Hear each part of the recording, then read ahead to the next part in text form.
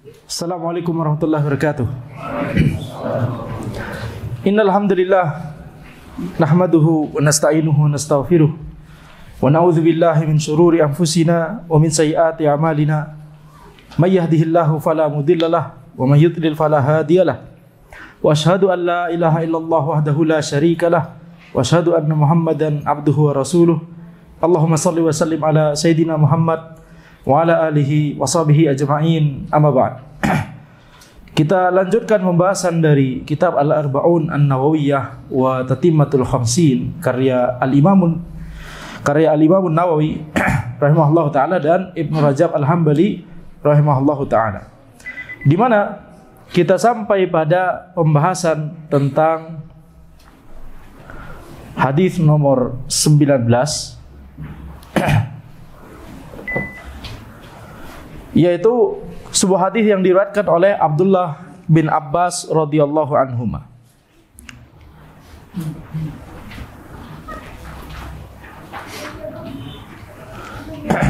An Abdullah bin Abbas radhiyallahu anhuma qala kuntu khalfa Rasulillah sallallahu alaihi wasallam yauman.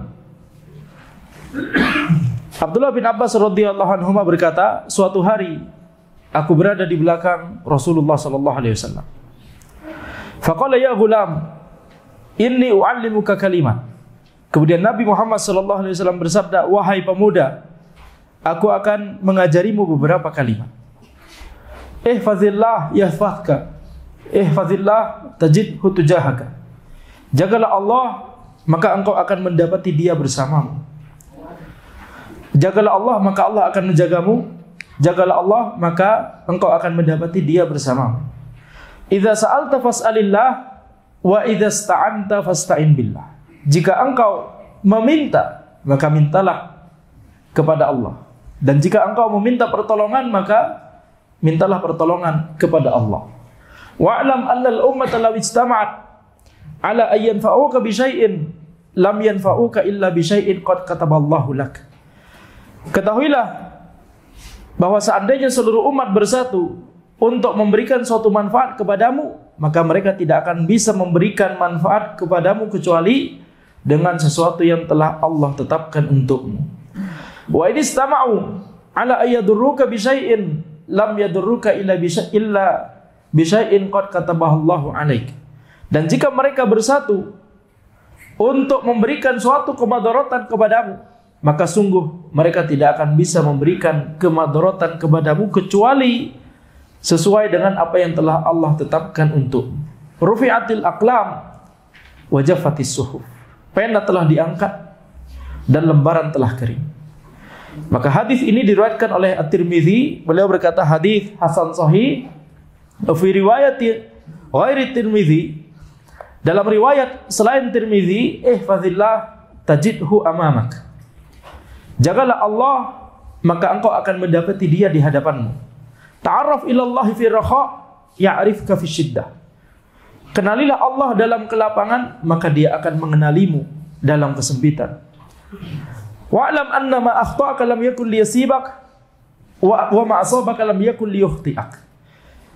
Ketahuilah bahwa apa yang akan meleset darimu maka tidak akan menimpamu, dan apa yang akan menimpamu maka tidak akan meleset darimu. Wa'lam anna an-nasr ma'as sabr wa annal faraj ma'al karb wa anna ma'al usri yusra. Ketahuilah bahwa kemenangan itu bersama kesabaran, kebahagiaan itu bersama kedukaan, dan dalam kesulitan itu ada kemudahan. Maka ini hadis yang sangat agung di mana Nabi Muhammad SAW mengajarkan kalimat-kalimat ini kepada Abdullah bin Abbas radhiyallahu anhu. Maka pada hadis ini kita lihat kalimat pertama yang Nabi Muhammad SAW ajarkan itu adalah ihfazillah yahfazka. Jagalah Allah, maka Allah akan menjagamu. Yang dimaksud dengan menjaga Allah di sini maksudnya adalah menjaga batasan-batasan syariat Allah Subhanahu wa taala, menjaga hak-hak Allah Subhanahu wa taala. Maka orang yang memperhatikan syariat Allah, menjaga koridor-koridor yang telah ditetapkan oleh syariat, yang telah ditetapkan oleh Allah Subhanahu wa taala, maka Allah akan menjaganya. Allah Subhanahu wa taala akan memberikan penjagaan dan perlindungan kepadanya. Maka di sini yang dimaksud dengan menjaga Allah Subhanahu wa taala tadi telah kita sebutkan ya, yaitu memperhatikan syariat Allah. Dan yang paling utama adalah mentauhidkan Allah Subhanahu wa taala. Beriman kepada Allah, mentauhidkan Allah, tidak berbuat kesyirikan kepada Allah sama sekali. Ya, ini adalah makna dari ihfazillah, jagalah Allah. Maksudnya adalah tauhidkan Allah. Janganlah berbuat kesyirikan kepada Allah. Lakukan apa yang Allah perintahkan, jauhi apa yang Allah larang. Maka para ulama menjelaskan, orang yang berada dalam tingkatan ini itu adalah orang yang berada di dalam tingkatan iman. Telah berlalu pembahasan bahwa din di dalam agama Islam ini ada 3 tingkatan. Tingkatan Islam, tingkatan iman, dan tingkatan ihsan. Tingkatan Islam itu adalah ketika seseorang dia beriman kepada Allah Subhanahu wa taala, dia mengucapkan kalimat syahadat, dia muslim, tetapi ya ada sebagian kewajiban yang dia tidak laksanakan. Ada sebagian keharaman yang dia lakukan dan dia tidak langsung bertaubat atas keharaman atau dosa yang dia lakukan tersebut. Ya, maka ini adalah tingkatan Islam. Kemudian tingkatan di atasnya adalah tingkatan iman, yaitu orang yang beriman kepada Allah, mentauhidkan Allah, tidak berbuat kesyirikan kepada Allah, dia muslim. Tapi dia juga tidak hanya itu, dia mengerjakan seluruh apa yang Allah perintahkan. Dia menjauhi seluruh apa yang Allah larang. Dan yang namanya manusia pasti tergelincir ke dalam dosa, tergelincir ke dalam dosa. Maka kalau dia tergelincir ke dalam dosa, dia langsung bertaubat kepada Allah Subhanahu wa taala. Ini tingkatan iman. Kemudian tingkatan ihsan adalah ketika seseorang tersebut beriman kepada Allah, mentauhidkan Allah, tidak berbuat kesyirikan kepada Allah sama sekali, dia muslim. Tetapi kemudian tidak hanya itu saja, dia melaksanakan apa yang Allah perintahkan, dia menjauhi apa yang Allah larang, dia mengerjakan berbagai amalan-amalan yang sunnah, dia menghindari amalan-amalan yang makruh, dan dia meninggalkan sebagian perkara mubah yang itu bisa menurunkan muru'ah atau perkara mubah tersebut tidak berguna atau sia-sia. Maka ini tingkatan ihsan, tingkatan yang paling tinggi. Ini telah kita jelaskan di hadis nomor 2 dari Arba'in Nawawiyah ini. Dan telah kita jelaskan juga bahwa di dalam dalil Allah Subhanahu wa taala menggunakan istilah yang berbeda. Kalau tadi tingkatan Islam, iman dan ihsan, maka ada istilah yang juga digunakan di dalam Al-Qur'an, yaitu misalkan dalam firman Allah Subhanahu wa taala, "Tsumma awrasnal kitaba alladziina istafaina min ibadina, faminhum dzalimun li nafsihi wa minhum muqtasid wa minhum sabiqun bil khairati biiznillah." Maka kami wariskan Alkitab, yakni Al-Qur'an, kepada hamba-hamba kami yang kami pilih. Di antara mereka ada yang zalim kepada dirinya sendiri, di antara mereka ada yang muqtasid, cukup, pertengahan, di antara mereka ada yang berlomba-lomba dalam kebaikan. Maka ada tingkatan yang zalim kepada dirinya sendiri, ini tingkatan yang Islam tadi. Kenapa disebut zalim kepada diri mereka sendiri? Karena mereka masih melakukan keharaman dan kemudian tidak langsung bertaubat kepada Allah Subhanahu wa taala. Ya. Maka ini adalah tingkatan yang zalim terhadap dirinya sendiri. Kemudian di atasnya lagi ada tingkatan muqtasid. Ini adalah tingkatan iman yang tadi kita sebutkan, yaitu orang yang mengerjakan apa yang Allah perintahkan, meninggalkan apa yang Allah larang, dan kalau misalkan terjerumus ke dalam keharaman langsung bertaubat kepada Allah Subhanahu wa taala. Kemudian tingkatan di atasnya lagi adalah tingkatan sabiqum bil khairati biiznillah. Orang-orang yang berlomba-lomba dalam kebaikan atas izin Allah Subhanahu wa taala. Bukan prestasi mereka, tapi ini atas izin Allah, atas hidayah dan taufik dari Allah Subhanahu wa taala. Maka ini setara dengan level ihsan yang tadi, tingkatan ihsan yang tadi kita sebutkan.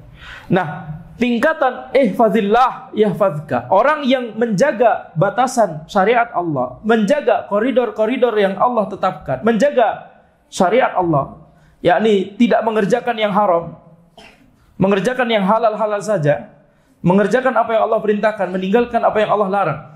Tingkatan ihfazillah yahfazka, orang yang melaksanakan wasiat dari Nabi sallallahu alaihi wasallam ini, kata para ulama, adalah di tingkatan yang iman dan ihsan.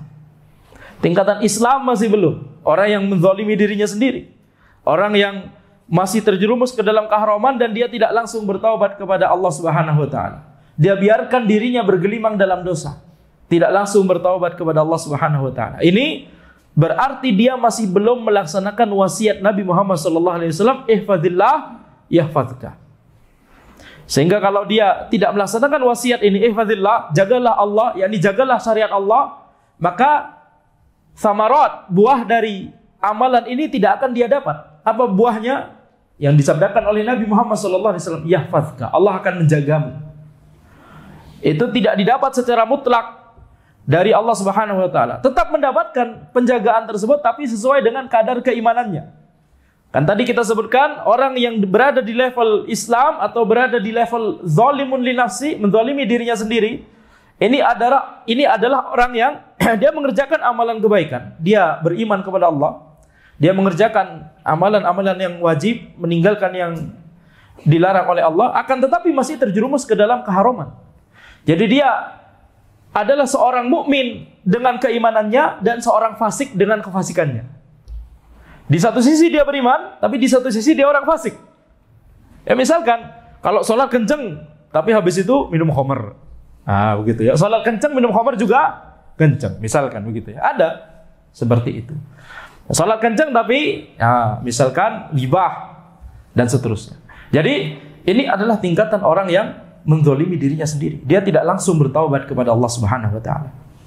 Maka yang seperti ini dia mendapatkan buah dari wasiat Nabi sallallahu alaihi wasallam, jagalah Allah maka Allah akan menjagamu. Dia mendapatkan penjagaan dari Allah cuma sekedar sesuai dengan level kepatuhannya, ketundukannya kepada Allah tersebut, keimanannya kepada Allah tersebut. Tapi kalau dia misalkan berada di tingkatan iman dan ihsan, berada di tingkatan muqtasid dan sabiqun bil khairat, muqtasid yang pertengahan, sabiqun bil khairat itu adalah orang-orang yang berlomba-lomba dalam kebaikan, maka dia mendapatkan buah yang utuh, yakni mendapatkan konsekuensi yang maksimal dari wasiat Nabi Muhammad SAW. Yakni Allah akan menjaganya. Allah akan menjaga dia di dunia. Allah akan menjaga dia di alam kubur dan Allah akan menjaga dia di akhirat. Maka semoga Allah Subhanahu wa taala memudahkan kita untuk termasuk dalam orang-orang yang seperti ini.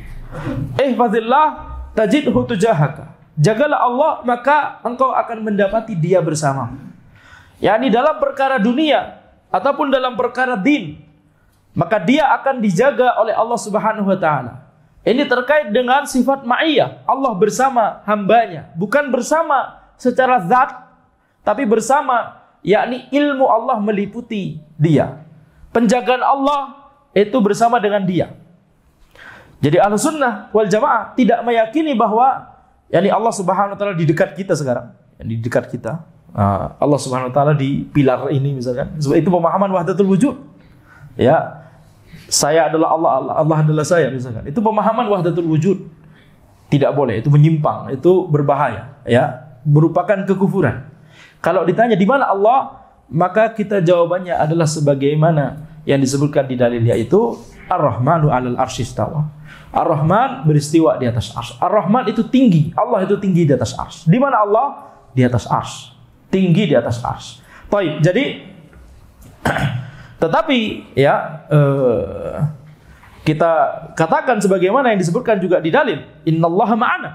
Sungguhnya Allah bersama kita. Yani ilmu Allah meliputi kita.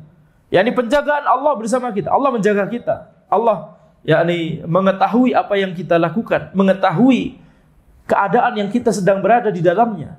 Allah Subhanahu wa taala memberikan pembelaannya kepada kita, melindungi kita dan seterusnya. Itu adalah sifat ma'iyah dari Allah Subhanahu wa taala. Ma'iyah, yakni Allah bersama kita. Bukan bersama secara zat, yakni di dekat kita, yakni Allah di dekat, tidak demikian. Allah tinggi di atas arsy. Tetapi ilmu Allah meliputi kita, penjagaan Allah, ya, Allah menjaga kita, Allah membela kita, melindungi kita dan seterusnya. Baik, jadi ketika orang tersebut itu merupakan orang yang berada di tingkatan iman dan juga ihsan, tingkatan muqtasid dan juga tingkatan sabiqun bil khairat, maka dia akan dijaga oleh Allah Subhanahu wa taala. Allah Subhanahu wa taala akan memudahkan ya urusan-urusannya.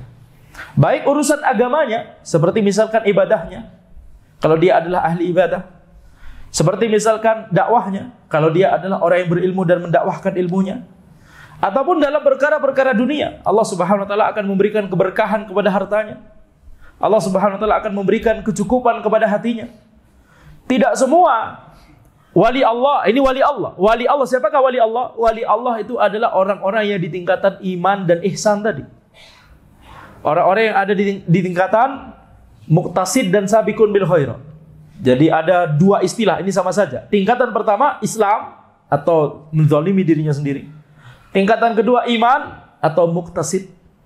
Dan tingkatan yang paling atas adalah ihsan atau sabiqun bil khairat. Nah, yang disebut wali Allah adalah yang di tingkatan kedua dan ketiga, iman dan ihsan atau muqtasid dan sabiqun bil khairat. Adapun tingkatan pertama, maka ini tidak kita sebutkan mereka adalah wali Allah secara mutlak, tapi kita katakan mereka wali Allah dengan keimanannya, tapi mereka dibenci oleh Allah dengan kefasikannya, dengan kemaksiatan yang mereka lakukan. Kan tadi tingkatan pertama apa? Orang-orang yang beriman kepada Allah, mereka muslim, kaum muslimin, masya Allah, alhamdulillah. Tetapi masih terjerumus ke dalam keharaman dan terus-menerus melakukan keharaman tersebut tanpa bertaubat kepada Allah Subhanahu wa taala. Taubatnya masih nanti-nanti. Nah, misalkan begitu ya. Maka ini adalah ini tidak bisa kita sebut sebagai wali Allah secara mutlak, akan tetapi dia mendapatkan keutamaan tersebut, wali Allah dengan keimanannya. Dia dicintai Allah dengan keimanannya. Dia dibenci dan dimurkai oleh Allah, dia dibenci dan dimurkai oleh Allah dengan kemaksiatannya atau kefasikan yang dia lakukan. Baik. Maka di sini ini makna dari ihfazillah tajidhu tujahaka. Yaitu orang yang berada di tingkatan wali Allah, maka Allah akan melindungi dia, akan memudahkan urusan dia. Idza sa'alta fas'alillah wa idza ista'anta fasta'in billah. Jika engkau meminta, maka mintalah kepada Allah. Dan jika engkau meminta pertolongan, maka mintalah pertolongan kepada Allah. Ini satu makna dengan suatu ayat di Al-Fatihah. Yang mana? Mudah sekali. Iyyaka na'budu wa iyyaka nasta'in. Hanya kepada Engkau kami beribadah dan hanya kepada Engkau kami meminta pertolongan.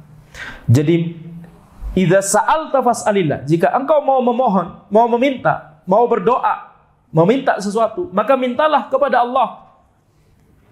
Maka ini menunjukkan bahwa berdoa itu adalah ibadah. Karena di ayat Al-Fatihah iyyaka na'budu. Di sini idza sa'alta fas'alillah. Jadi doa adalah ibadah. Maka tidak boleh kita berdoa kepada selain Allah Subhanahu wa taala. Tidak boleh kita meminta sesuatu yang itu merupakan doa kepada selain Allah. Kalau minta sesuatu, tolong ambilkan. Nah, ini enggak apa-apa sesama makhluk. Tolong ambilkan benda ini, tolong ambilkan benda itu dan seterusnya. Kalau sesama makhluk itu mungkin dilakukan oleh makhluk, maka ini tidak masalah. Tetapi kalau meminta sesuatu yang itu tidak mungkin diwujudkan kecuali oleh Allah Subhanahu wa taala, minta keberkahan, minta rizki, meminta hidayah, meminta perlindungan dari mara bahaya dan seterusnya. Ini kita hanya memintanya hanya kepada Allah Subhanahu wa taala. Bukan kepada khodam. Sebenarnya khodim. Tapi kalau orang Indonesia kalau nggak diplesetin nggak enak. Khodim jadi khodam. Betul? Baik. Maka sebenarnya tingkatan al-isti'anah atau meminta pertolongan itu ada yang ada yang wajib dan ada yang tingkatan di atasnya lagi, yaitu tingkatan yang sempurna. Tingkatan yang wajib adalah kita tidak boleh meminta pertolongan yang tadi, meminta pertolongan tentang sesuatu yang itu tidak bisa diwujudkan kecuali hanya oleh Allah. Kita wajib meminta pertolongan hanya kepada Allah. Meminta pertolongan supaya kita masuk surga. Wah, ini yang bisa mewujudkannya hanya Allah, bukan syekh fulan, bukan wali fulan, bukan mbah fulan, bukan kuburan fulan dan seterusnya. Kita meminta supaya kita diberikan kesehatan, tidak ada madarat, tidak ada gangguan, misalkan tidak diganggu oleh jin, tidak diganggu oleh sihir dan seterusnya. Ini hanya Allah Subhanahu wa taala yang bisa mewujudkannya, bukan dukun yang lain. Kita meminta perlindungan dari dukun yang satu, minta pertolongannya kepada dukun yang lain. Ini tidak boleh, ini syirik. Jadi ini meminta pertolongan yang wajib harus kita arahkan hanya kepada Allah. Kemudian ada tingkatan yang lebih sempurna lagi, yaitu ketika seseorang tersebut meminta pertolongan yang tidak bisa diwujudkan kecuali oleh Allah, dia mintanya hanya kepada Allah, kemudian dia tidak meminta sesuatu apapun yang itu bisa diwujudkan oleh manusia, dia tidak memintanya kepada manusia. Para sahabat Nabi SAW ada sebagian dari mereka yang tidak mau minta tolong sama sekali kepada manusia. Sehingga ada sebagian sahabat yang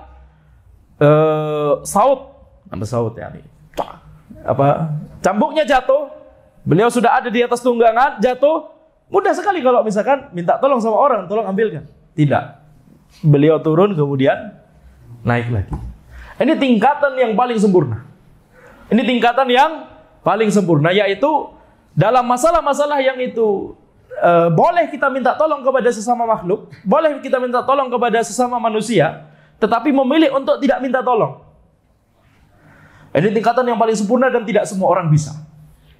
Ya, tapi ala kulli hal, hukumnya apa? Kalau kita minta tolong dalam perkara yang mubah seperti ini, hukumnya boleh. Selama tidak menjadikan kebiasaan. Selama seluruh urusannya minta tolong semua. Tolong ambilkan ini. Tolong pakaikan baju. Tolong ini. Wah, ini raja. Ya. Nah, itu tidak boleh. Tidak boleh. Kalau sampai tingkatan seperti itu tidak boleh. Tapi hukum asalnya mubah. Nah, kalau misalkan memilih untuk bertekad untuk tidak mau minta tolong kepada makhluk sama sekali walaupun dalam perkara yang mubah seperti ini, itu dilakukan oleh sebagian sahabat Nabi SAW. Itu tingkatan yang sempurna dan memang tidak semua orang bisa demikian. Baik, sehingga terkait masalah ini, ketika seseorang misalkan dikenal sebagai orang yang yakni dai berilmu, tidak boleh kemudian mentang-mentang ana orang berilmu maka semuanya diurusi sama misalkan begitu ya. Ini tidak boleh memanfaatkan kesempatan itu. Ya, para Nabi Muhammad SAW itu berusaha tidak kemudian menjadi diurusi semuanya oleh orang-orang di sekitar beliau sallallahu alaihi wasallam.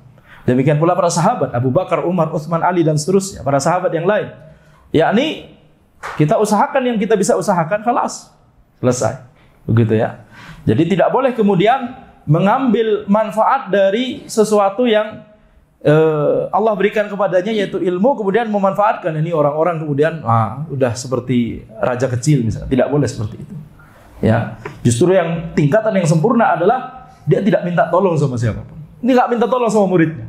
Memang bagian adab dari murid adalah misalkan ini memperhatikan gurunya, berkhidmat kepada gurunya. Akan tetapi di sisi yang lain gurunya tidak boleh ini mengambil kesempatan untuk itu.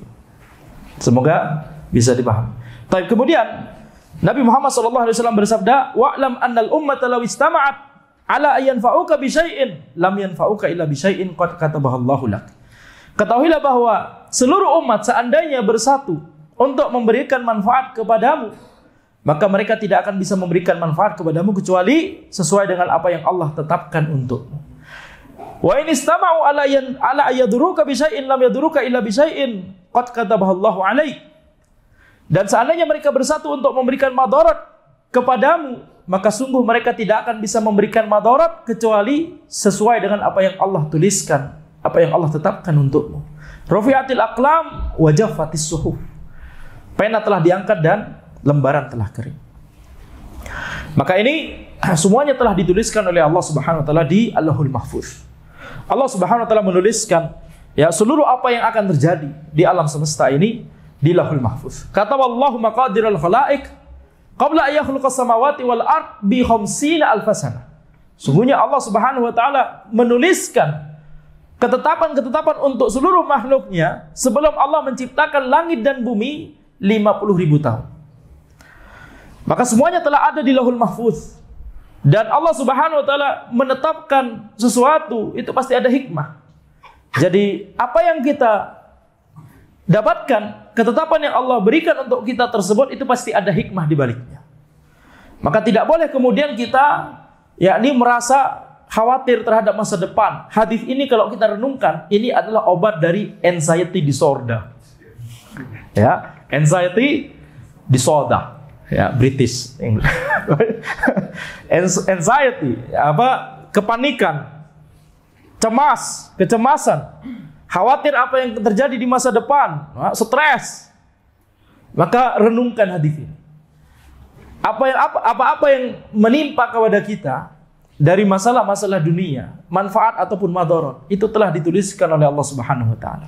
Tugas kita hanya yakni tawakal kepada Allah Subhanahu wa taala. Apa yang Allah tetapkan untuk kita, kalau kita mendapatkan musibah kemudian kita bersabar, kemudian kalau kita mendapatkan kenikmatan kita bersyukur, itu semuanya akan menjadi perkara yang baik untuk kita.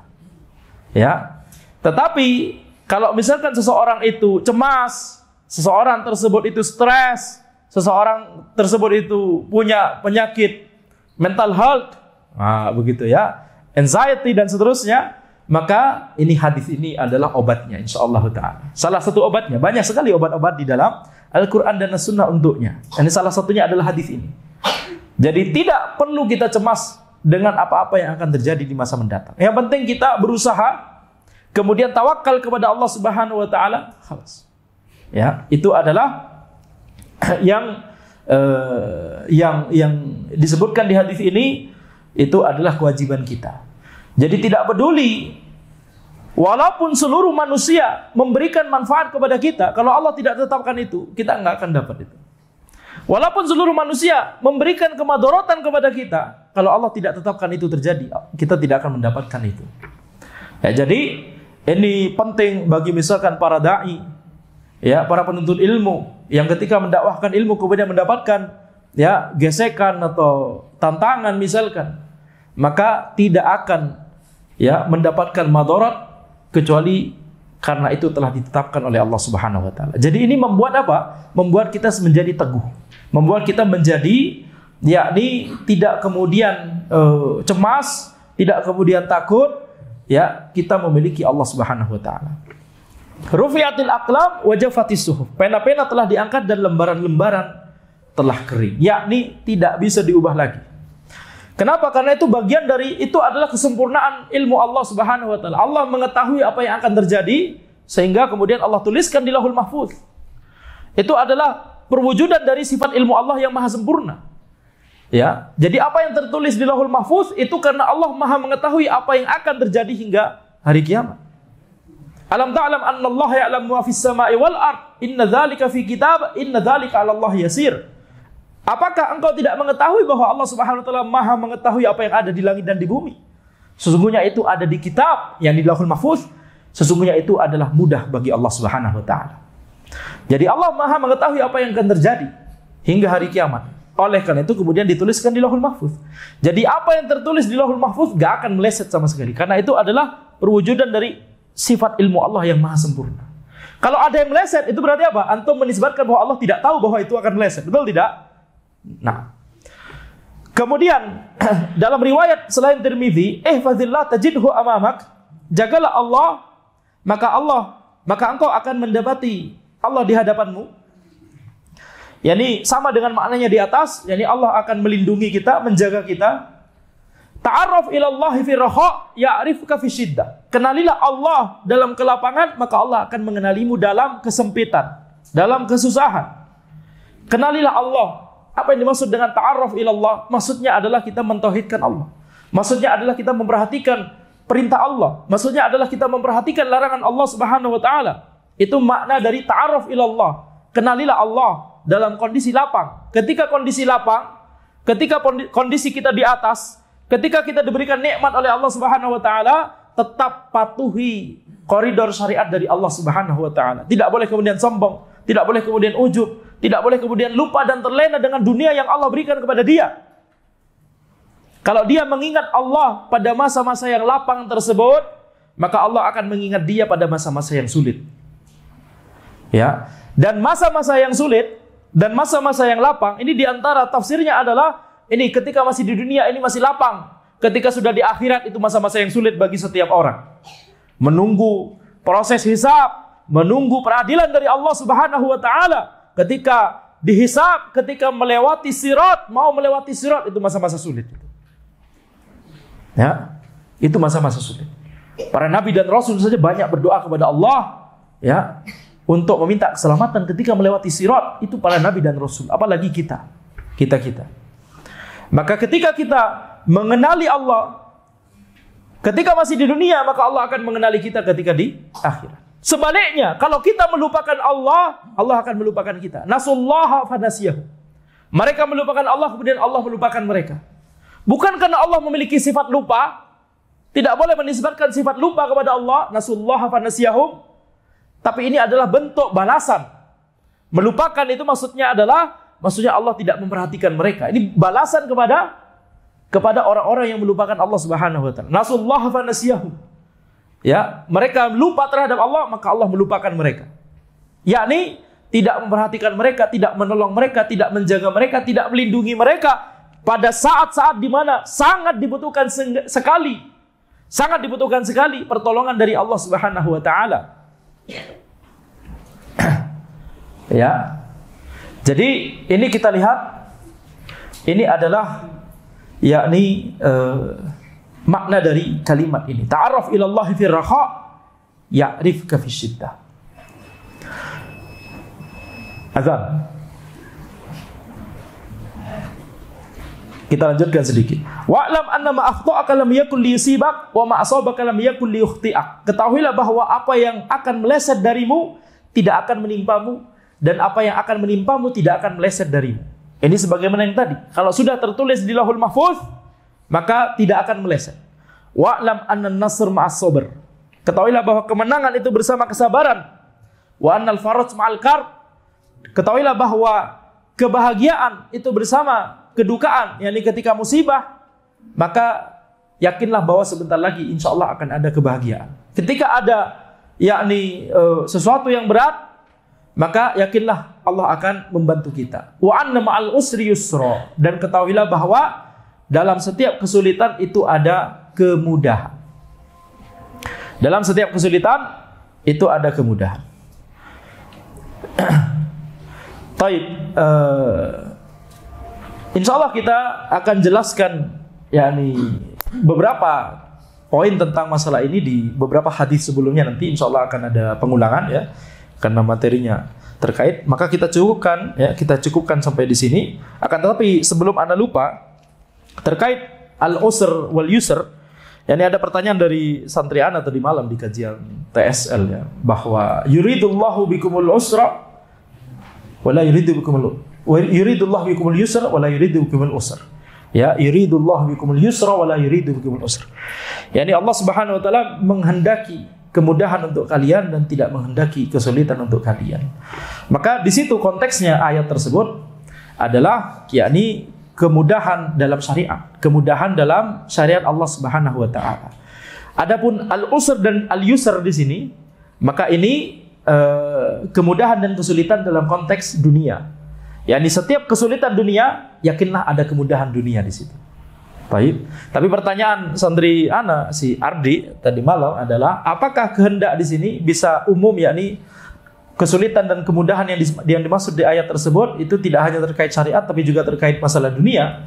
Maka Anda katakan itu masuk juga, akan tetapi poin utama dari ayat tersebut adalah dalam masalah dunia, dalam masalah agama, dalam masalah syariat. Kemudahan dan kesulitan dalam masalah yakni syariat. Allah menghendaki kemudahan dalam masalah syariat, tidak ada sesuatu yang memberatkan dalam hukum-hukum Allah Subhanahu wa taala di dalam syariat Islam. Itu maksudnya. Makanya diberikan banyak rukhsah. Ketika nggak bisa wudu maka tayamum. Ketika yakni safar maka tidak wajib puasa Ramadan. Yuridullahu bikumul yusra wa la yuridu bikumul usra. Yani Allah menghendaki kemudahan untuk kalian, tidak menghendaki kesulitan. Akan tapi al-usr dan yusr yang di hadis ini, al-usr dan yusr di situ adalah kesulitan dan kemudahan dalam masalah dunia ya. Ketika ada kesulitan, ketika ada misalkan musibah, maka yakinlah bahwa akan ada kemudahan setelah itu. Dan Allah Subhanahu wa taala dalam masalah kemudahan dalam syariat, Allah menghendaki itu. Allah menghendaki kemudahan dalam syariat. Tapi kalau dalam masalah dunia, terkadang Allah menghendaki kemudahan bagi orang tersebut, terkadang Allah memang menghendaki kesulitan dalam rangka untuk memberikan tambahan pahala bagi dia. Makanya Nabi Muhammad SAW bersabda, "Mayuridillah bi khairan yusib minhu." Barang siapa yang Allah kehendaki kebaikan untuknya, Allah berikan dia musibah. Allah menghendaki ada kesulitan yang menimpa dia, bukan dalam rangka untuk mengazabnya, tapi supaya untuk menaikkan derajatnya. Karena dia bersabar, pahalanya bertambah. Karena dia kemudian karena ada musibah, kemudian dia berdoa kepada Allah, maka kemudian derajatnya semakin bertambah. Tapi tetap, walaupun Allah kehendaki dia itu ada kesulitan, yakinlah sebentar lagi insya Allah setelah itu adalah kemudahan. Nah, demikian yang bisa Anda sampaikan. Kita azan terlebih dahulu, kemudian tanya jawab singkat saja, ya, satu saja setelah azan insya Allah.